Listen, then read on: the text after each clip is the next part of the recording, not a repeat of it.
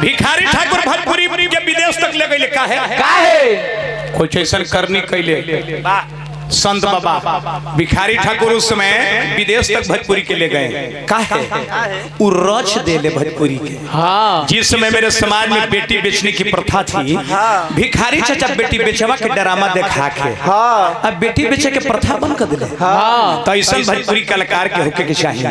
हे राजा ढोलन बूढ़ा गइल बाकी लूर ना होखी। दुनिया का कोई चीज खराब नहीं है बाबा, लेकिन ओवर होगा तो गोबर होगा खाही के जिए के बाद। हाँ। तो दीपक बाबा 250 ग्राम खाए के बाद 3 किलो खा के केहू देख ले ऊपर पड़ जाए।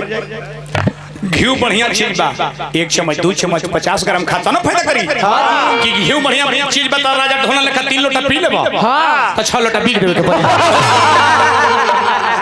कोनो सामान ओवर होगा गोबर होगा। हाँ। हमारा बिहार में हमने के शराब बंद है। शराब खराब ना है ना, शराब खराब रही तेकरा के गवर्नमेंट अपना फौज के पिए ला सुना करता ना। शराब ही एक रत्न है, 14वां रत्न समुद्र मंथन से निकला। हाँ। मधुआ नाम से जाना जाता था। अच्छा गोल लग आज शराब के नाम से जाना जाता। शराब भी ठीक बा तब तक ठीक बा जब शराब रउआ पियता नहीं। हाँ। जब रउआ के शराब पिए लगी वही घड़ी शराब खराब हो जाला। जब रउआ के शराब पिए लगी वैसन शराबी के 3 फायदा। वैसन शराबी के घर में चोरी ना होला। कैसे? पियही में लुगरी गेठरी मोटरी सब बेच देला तो चोर बुर्बक ना दीपक बाबा की माटी चोरावे घर से। दूसरा फायदा शराब के क्वेश्चन पर कुकुर ना भूकी। कैसे? पी के चलल बड़ा अब कुकुर देख ले वो कहेगा सुन मरबू के हमरे लगे मुआ हो कुतवा पूछ दबा के भाग जाले के हमर बाप से भेंट हो गई बा। हाँ। लात धदी भात बिक दी। हाँ। तीसरा फायदा क्वेश्चन शराबी बुढ़ारी ना देखिए सुन ली हमर बाप। वो कैसे? जिनका के शराब पिया तो ऐसा शराबी बुढ़ारी ना देखी है। वो कैसे? दीपक बाबा जवानी में पीते पीते किडनी दोनों ले गई। हाँ। तो सब कोई लालू जी के बेटी रोहिणी आचार्य ना के तोरा किडनी देखे जिंदा कर दे ऐसे कहता नहीं तो जो वैसा शराबी हो जाला ओकर घर में कल जुआ पीढ़िया शराब में बहुत बर्बाद बा। एको दुगो के हमर गीत निक लग जाई तो हमर गावल सबरत हो जाई। आज जुआ पीढ़ी बर्बाद बा। कि शराब पीने से क्या फायदा है? शराब पीने से 3 चीज जाएगा आपको। धन जाएगा, 1 धर्म जाएगा, 2 शरीर जाएगा, 3 प्रतिष्ठा भी चला जाएगा। शराब एगो पियत रहे ओकर घर में कलह देखी छोटका शराब लाया है। अरे तो महुआ प्योर फुल्ली है। पानी मिलाइए पानी मिलाइए।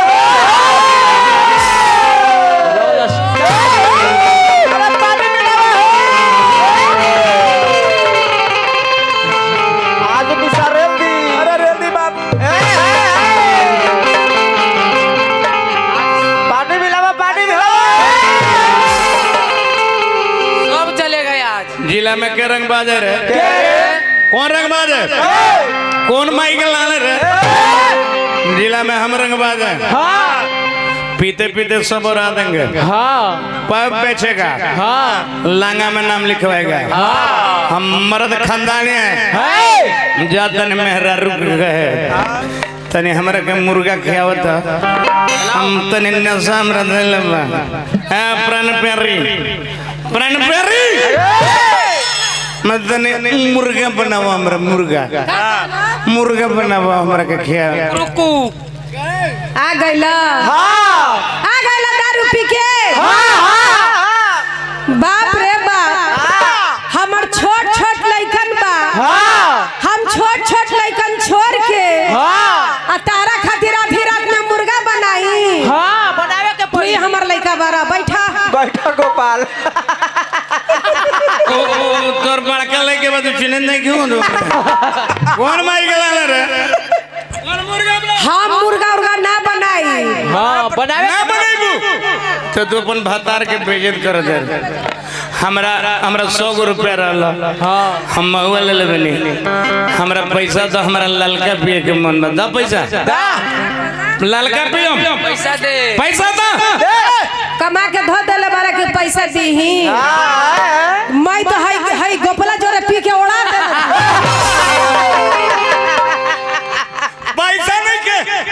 तो अपन सिकरी दा सिकरी बेचम ललका पियो सिकड़िया दे दी। बाप रे बाप, एगो नैहर के निशानी हमर सिकड़ी बाचल बा। के देले बा? हमर भाई। नसीब। हाँ सिकड़िया दे दी। हम सिकड़ी उकड़ी ना दे ले बहू ना देबो। तू सिकरी नहीं है के तोर बा ई कान का चीज नहीं है के ई घड़ी नहीं है के कुछ दिन में कामों को 3 गो लड़का के जन्म नहीं है के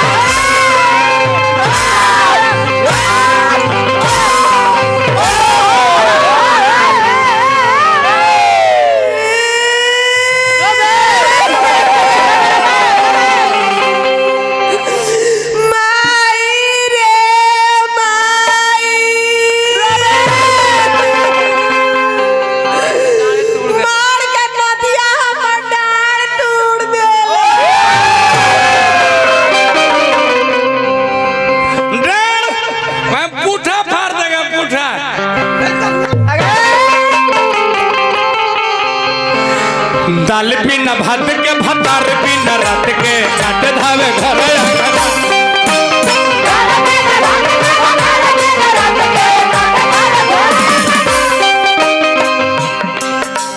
देला वो रहनवा भीतर के धनवा मिलल बाया नारी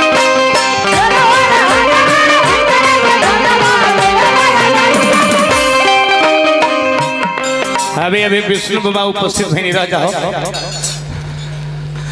बाबा के गुमाला से सम्मानित करके हम गोड़ लगा जय गोड़ लगा अब देला वो रहनवा भीतर के धनवा मिलल बाया नारी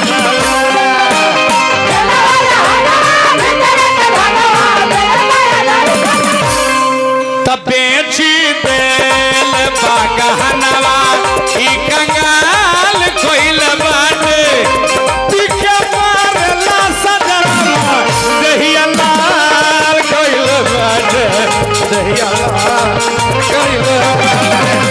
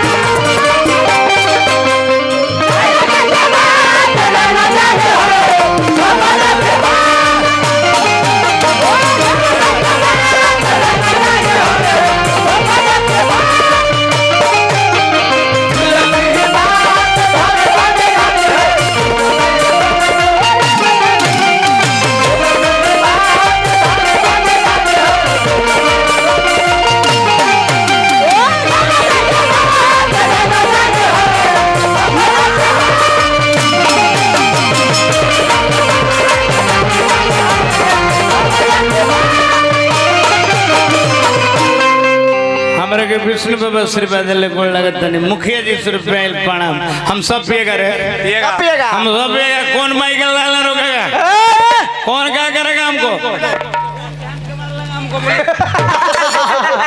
बोल हम तारीफ पिएगा दारू पिएगा शराब पिएगा गांजा पिएगा पिएगा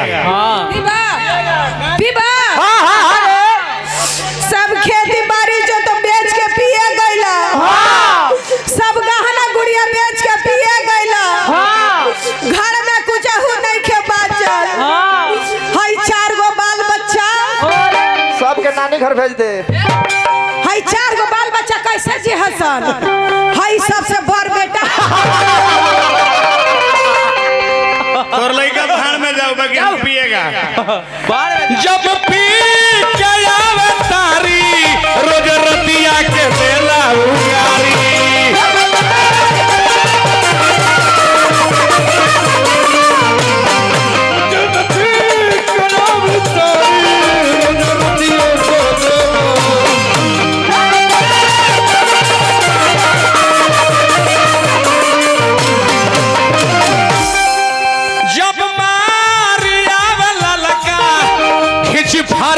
दहिया के सारी जब बारी आवे ललका बीच भरल दहिया के सारी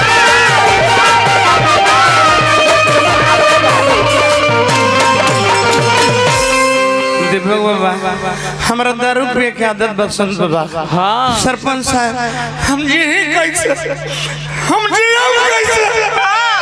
सरपंच साहब हमारे बनारे हमरा के समाज में बेइज्जत करता रहे हमरा के दोसर देता रहे हमरा पिए की आदत में हम जी कैसे हम पिएगा दारू बगिया कर मुंह ना देखो हम उम्र नहीं संत बाबा हमरा फैसला कर दी जा हमरा पिए की आदत हो गई बा हम जी कैसे मेरा रूप बेइज्जत कर हम तोर मुंह ना देख हम मरद हैं मास्टर मुंह ना पहले सुना उ कंगाल कोइले बाटे पिक मारला सजनवा दहिया लाल कोइले बाटे दहिया लाल कोइले बाटे पिक मारला सजनवा दहिया लाल कोइले बाटे दहिया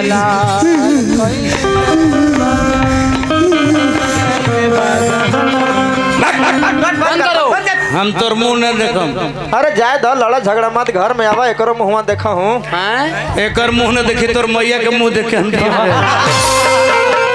बाबू रंजीत एकरे कह जाला धर्म पत्नी शराब में संत बाबा हम पगला गई रही अब के जाके हम कुछ कह लेती ठीक कहलू हमरा के गोड़ गोड़ के ले लो हां ठीक कहलू मुंह से बचा ले लो हां बाकी इतना लोग के बीच में हां बाबा माने सब कोई इतना लोग के बीच में हमरा के बेइज्जत कइले बार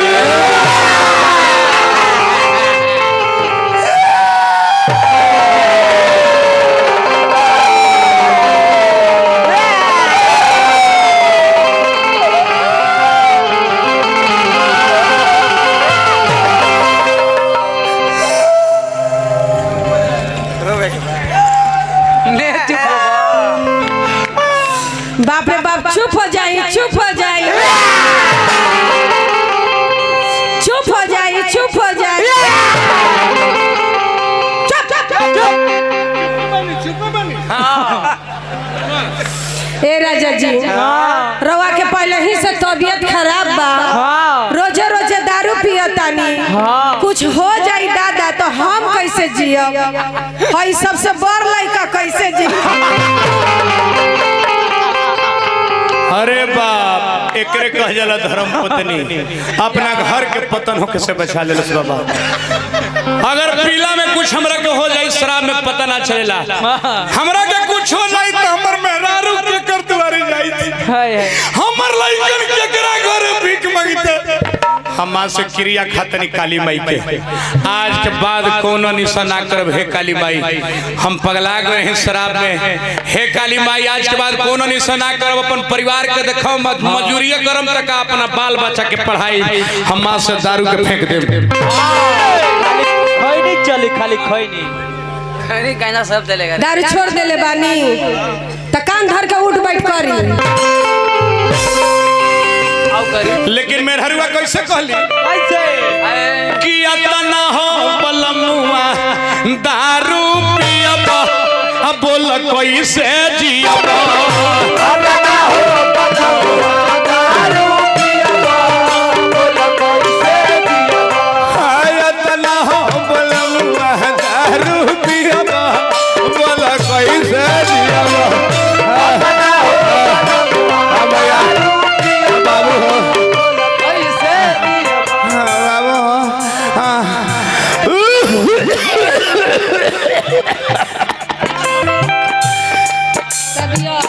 तबियत खराब चलत बा रोज दिन शराब चलत बा तबियत खराब चलत बा रोज दिन शराब चलत बा हे तबियत खराब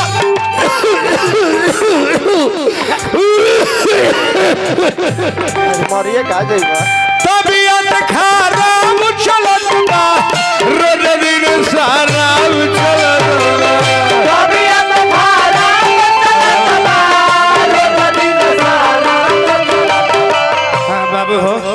बाप रे बाप भसता कर जवा कैसे सियबा बोल के दिन जियबा हसता कर जवा कैसे सियबा बोल कैसे दियबा इतना बलमुआ दारू पियबा बोल कैसे जियबा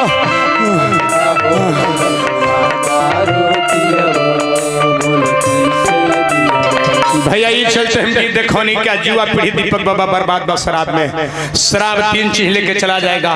शराब आपको शरीर ले जाएगा, प्रतिष्ठा ले जाएगा, धन ले जाएगा।